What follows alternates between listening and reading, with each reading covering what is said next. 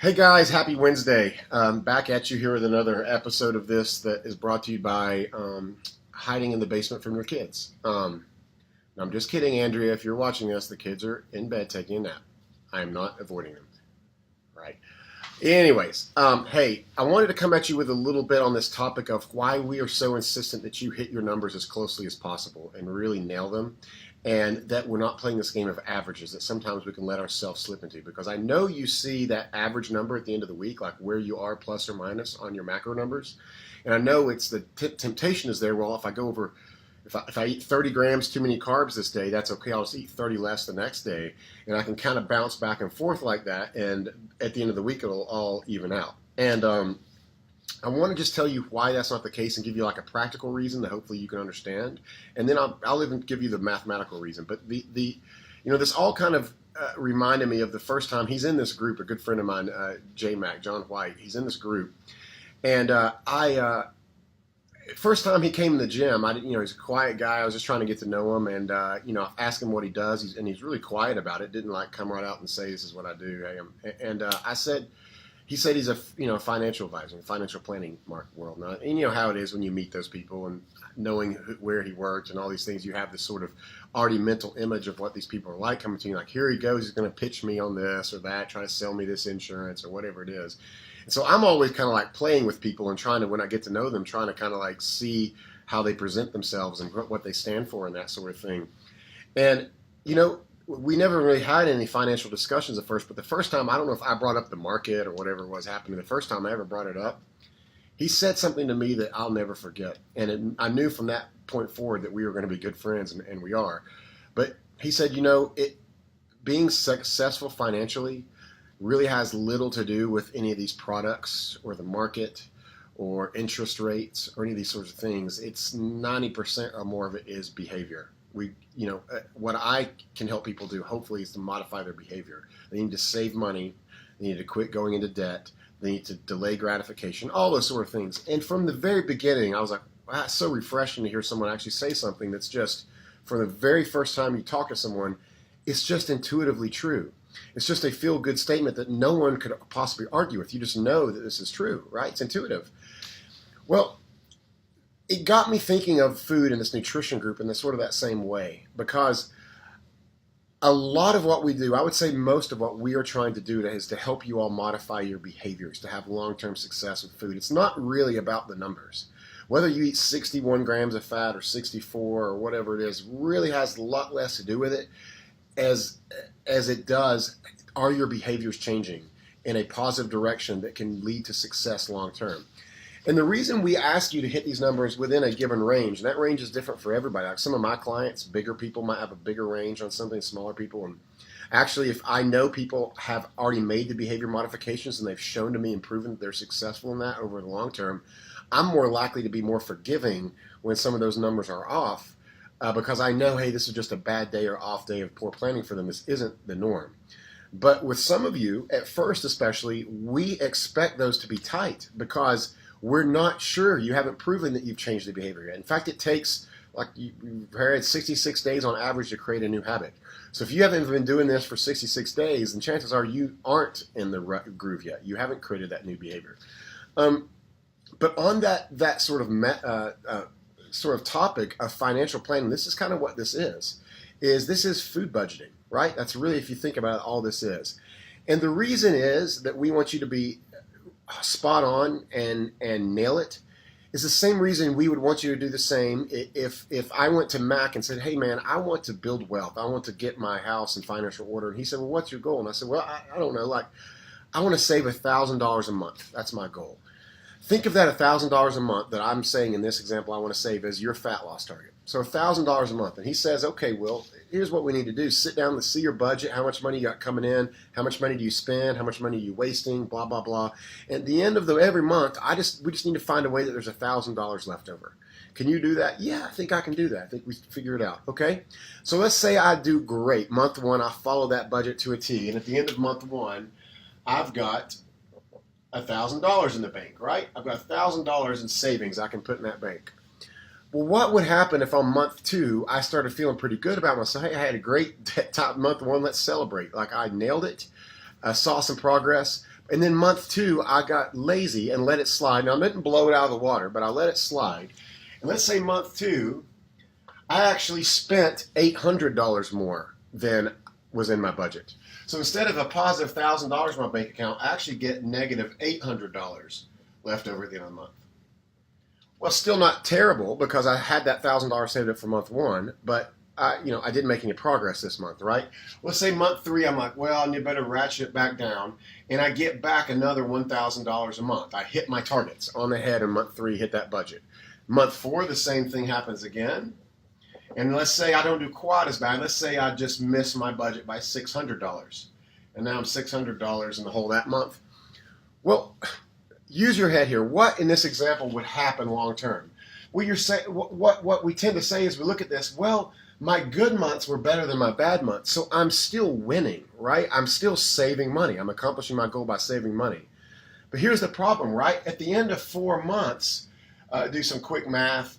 We missed $200, we missed $400, $600. At the end of 4 months, I was supposed to have $4,000 in the bank. That's what I was supposed to have. And that's your fat loss. But instead, at the end of 6 months, I have $600 in the bank.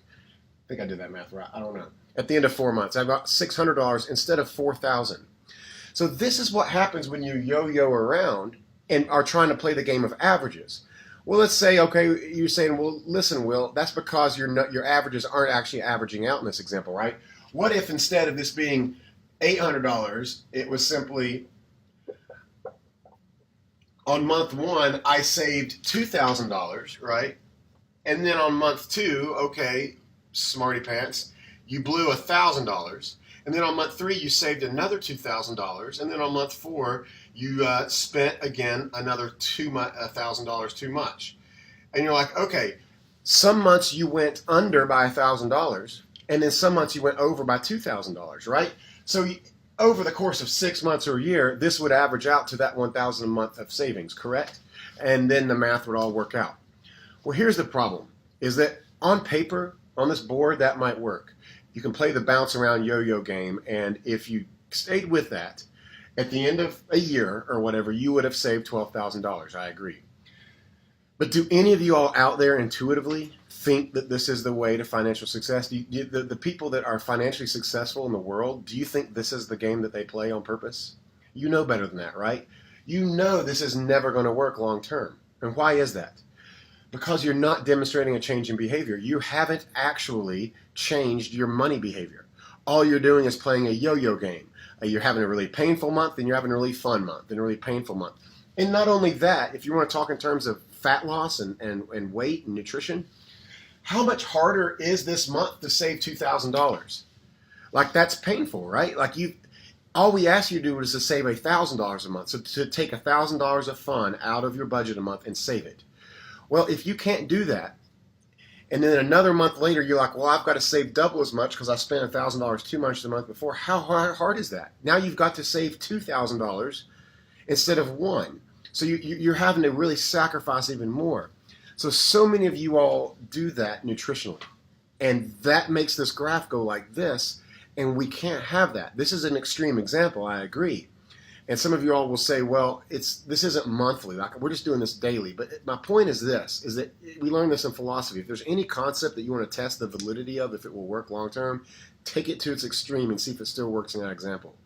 So whether or not it's daily that your numbers are bouncing all over the place, you're like, well, they average out at the end of the week, or it's weekly and they average out at the end of every month, or what if it's monthly? What if, like, 1 month I'm going to nail my numbers, the next month I'm not, the next month after that I'm going to nail them?